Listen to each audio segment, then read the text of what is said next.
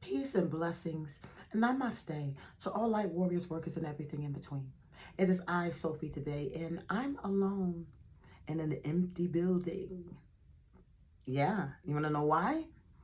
Because when I was leaving out and getting ready to come to work, we had a tornado come through. And I got text messages from the board and everyone else saying, hey, we're not coming in today, okay? The electricity is going to go out, the power is going to go out, and to be safe in the storm.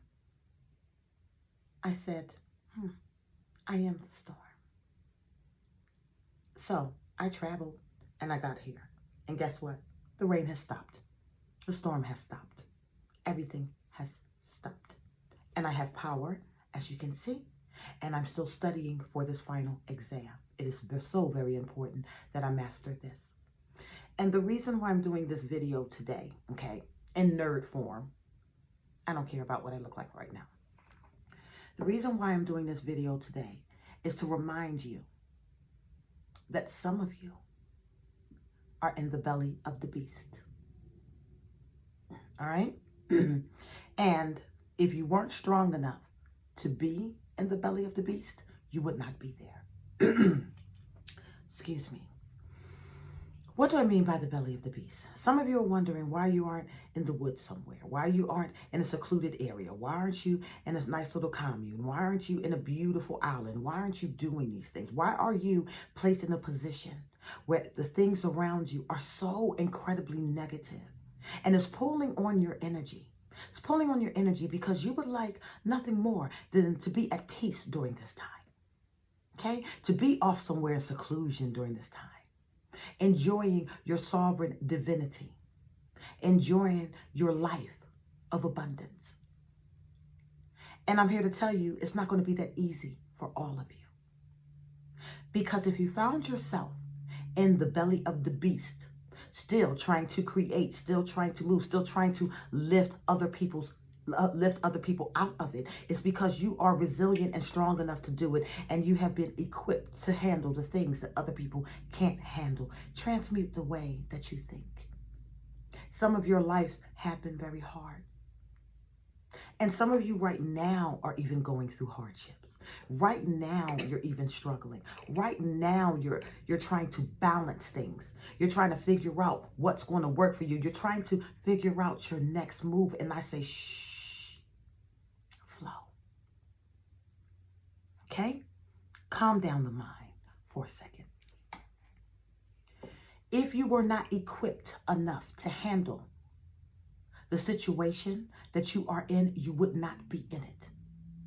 So there's something that is so amazing about you and your energy, your abilities, your creativity, your spirit, and your soul that allows you to endure in areas that other people cannot. It's easy to love people who love you. It's harder to love people who hate you. It's easy to go off together with a collective in kumbaya somewhere. It's harder to stand in the middle of the storm. Okay? It's easy to get along with people who agree with you. It's harder when you're up against opposition. But if you understand what you are made of, who you are, and what you are made of, you will realize that even standing in the midst of the storm is a testament of your strength, your endurance, your courage, and who you are. Do you understand? You didn't come here to crumble and fold. And you did not come here to go along with the fray. You came here as a creative being, as a creator being. Why would I be afraid of a storm when I know that I am the storm? Do you understand? And look, the lights are on. And it actually stopped raining. And I'm in here all by myself. Which is why I was able to get this video done. Okay? Okay? Now, the belly of the beast. I have come to the conclusion, with some help of two brothers that I actually spoke to last night. One sent me an email was kind of close to my location. Oh, he's a young one, but he has all the clairs and all the strength in the world. And he already knows who he was in a past life. I told you. When you are at a certain vibration of consciousness, you will start to draw to you people who are just like you. So pay attention to the people that are surrounding you. Okay? That's important. It is. So I met this brother, last night, and he's talking about his gifts, and sometimes he feels like an outsider here. Then another one from Tennessee, my old stomping ground, was like, wait a minute, is it me or is humans starting to get on your nerves? And I started to laugh at him. I said, hey, don't forget we're having a human experience, honey. Okay? I said, yes, there are some things that are going on that is not favorable at this time, but do not forget those with the beautiful hearts who are moving and shaking. Don't lump everyone up together, right? And then the last one was an Asian brother out in California. And he said to me, you read everybody, and, I would like to read you. Well, I thought that was going to be interesting because most people can't read me. When it comes down to like tarot and stuff like that, my energy sometimes is cloaked. All right, so they'll get false readings. If it's somebody that's harmful, you know what I mean? But if it is somebody that is genuine, they'll let them through. The ancestors will let them through. And he spoke some very serious truths to me. Let me know, where I was. And I was so grateful for him. And he was a stranger. He had no real insight into my life except for I recognized this brother as soul family. And we discussed prison reform. We discussed nonprofit organizations. We discussed homelessness and shelters. We discussed Bitcoin. And he read me. And he knew that I was at a crossroad with a lot of heavy decisions to make. He also saw my abundance and told me how blessed I was. And I appreciate you for that one. Okay? But main thing that I got out of the conversation with him last night is he asked me a very serious question. And for the first time in my life, I was stumped. I was stumped during it. He said, who's the most important person to you, Sophie? Is it not you? Does it matter what other people think? Does it matter what other people are doing and saying? Who is the most important person in your life? And he'll tell you, I couldn't answer it. And he said, you not being able to answer that already let me know. It opened up, It gave me a lot of clarity on your situation. High-level empath. The reason why I didn't know how to answer that is not that I feel like I need to neglect myself, no. It's that I feel like at some point in my journey, that was part of my contract, was to help as many people as I can, and then maybe I'll be one of the last ones to go. I'm in the belly of the beast. And I've been placed here because I'm strong enough to handle it.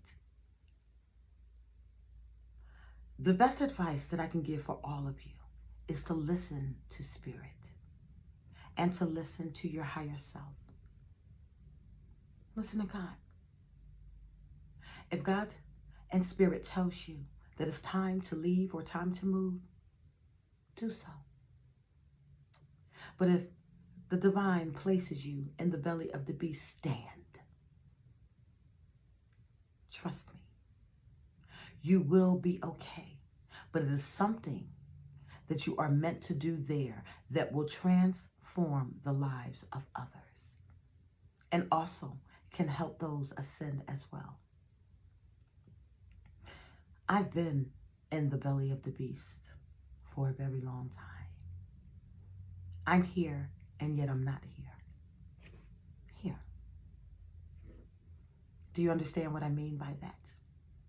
What I'm saying to you is I am here in the world, not of the world.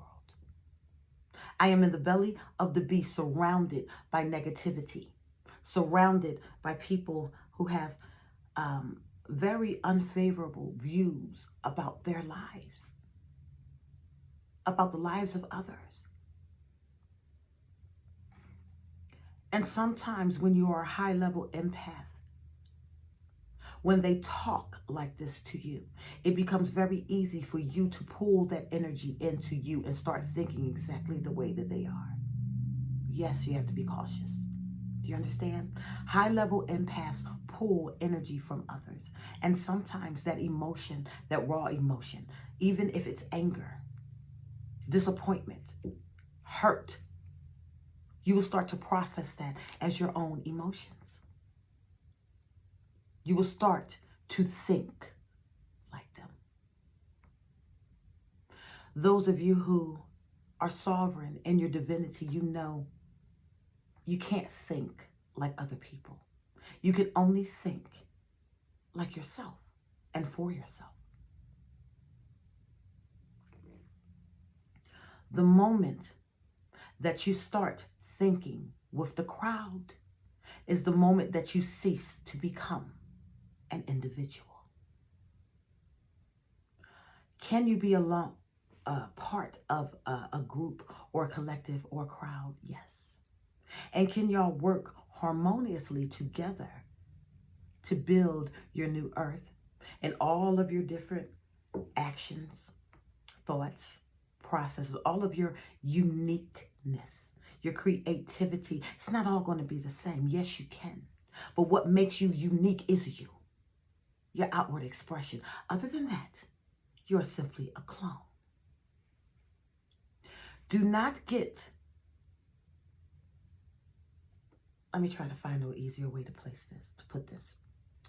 Do not get the philosophy of universal oneness as being void of individuality. Okay? When we say we are all one, it does not mean that we are all thinking the same, moving the same, acting the same. It means that we are one in energy from source. But you have things that you can do that other people can't do, and vice versa. Yes, it becomes very, very easy to reflect back on the hardships that you went through when you were young. And even some of you are going through hardships right now. Yeah, you are. My advice to you is go through it. Go through it. Because what's going to happen on the other side of that is going to be so profound, so amazing, so beautiful. The hardship is not even going to seem like a hardship anymore. It's only a hardship now because it's unfamiliar territory to you. But what is considered unfamiliar territory to you might be familiar for millions of people around the world. You're just now experiencing it. This is why we are called to be these type of empaths. Sometimes you have to be in the belly of, or in the eye of the storm to see what other people are experiencing, to witness. The eye of the storm is the most calmest place in the midst of the storm. But when you stand in the storm, you see the chaos that is going on around you. And sometimes that's how your mind has to work. You have to be in the storm, witnessing the chaos around you, so you can know exactly what it is that you need to do and get accomplished. You're so much stronger than what you think you are. So stay away from people who want to remind you of what you can't do. Gravitate to people who let you know what you will do. Not what you can do, what you will do. Do you understand? Keep saying to yourself, I am the storm, and I am reason. I am creation. I am love. I am energy. But I'm a powerhouse too. Okay? For those of us who have been reaching out and have been having conversations with me, and we're talking about, our new spiritual gifts or new awakenings or things that we're discovering, and you feel like you're out of your mind, you're not. One day, and hopefully soon, I'll throw a retreat like my brother in California actually suggested. And when you talk to these others, you're going to realize you are nowhere near alone. X-Men, okay? But always remember, with great power comes great responsibility. Don't ask for the power if you are not ready to handle the weight of the responsibility.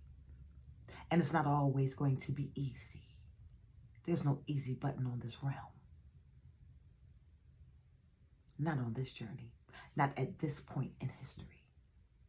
This point in history is all about the recreation.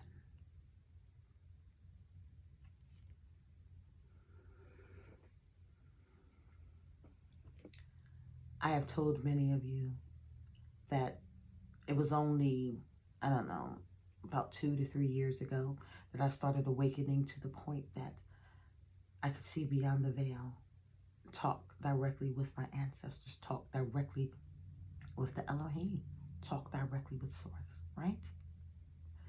And even in this past week, I had to let go of my grandmother. She was old and she had been holding on for a very long time. I had already mentally, emotionally, and spiritually prepared myself for this years ago. And when she transitioned last week, a lot of people were up in arms, sad, depressed, crying, and they just kept calling and asking, were we okay? Let me explain something to you, light warriors, light workers, elves, dragons, starseeds, and the like. Death hits different when you are higher levels of consciousness. They didn't understand me when I say, why would I be sad when I can talk to her every day? Do you understand what I'm saying? This journey is not for the weak. You want the power. You want the strength. You want the leadership position. Then be prepared to go through the storm. And not only to go through the storm, but to come out of that storm victoriously, strong and bold. And then and only then will you be able to recreate or create your reality, your world,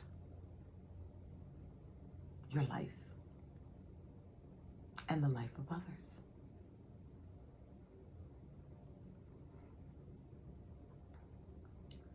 Allow yourself to be targeted.